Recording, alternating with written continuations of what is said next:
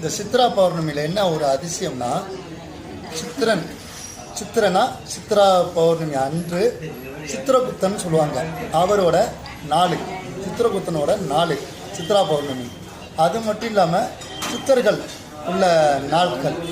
இந்த சித்திரகுப்தனும் இந்த சித்தர்களும் ஒன்று சேர்ந்து இந்த திருவண்ணாமலை மட்டும் இல்லை, எல்லா ஆலயத்துலேயும் கிரிவலம் வருவாங்க. கிரிவலம் வரும்போது அந்த இடத்துல என்ன விஷயம்னா, இறைவனையே அந்த கூட்டத்துக்குள்ளே வராரு. சித்தர்கள், சித்திரகுப்தன், இறைவன் எல்லோரும் அந்த மக்கள் கூட்டத்துக்குள்ளே உரசிக்கிட்டு வரும்போது நம்மளுக்குள்ள ஒரு வைப்ரேஷன் இருக்கும். யாருன்னே தெரியாது, அவங்களுக்கு நம்ம புதுசாக அறிமுகமாகுங்க. இதுதான் முக்கியம். அவங்களுக்கு யாருன்னே தெரியாது, அவங்க அந்த நேரத்தில் உங்களுக்கு நல்லது சொல்லிட்டு போயிடுவாங்க. இந்த கிரிவலம் திருவண்ணாமலையை பொறுத்த வரைக்கும் லட்சம் தான் போட்டிருக்காங்க. எங்களை பொறுத்த வரைக்கும் கோடான கோடி சித்தர்கள் நடமாடிக்கிட்டு இருக்காங்க. அந்த மாதிரி தான் அடியார்கள், பொதுமக்கள், நிறைய வேண்டுதலை வச்சுருக்கவங்க எல்லாரும் இந்த திருவண்ணாமலையை நோக்கி வராங்க.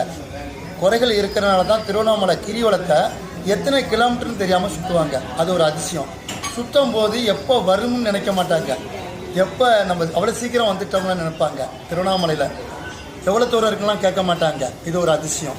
அதனால் சித்தர்கள், முனிவர்கள் எல்லோரும் இந்த பௌர்ணமி, சித்ரா பௌர்ணமிக்கு சித்திரகுப்தனோட நாட்கள், நாட்கள் நம்மளுக்கு முக்கியமான நாட்கள்.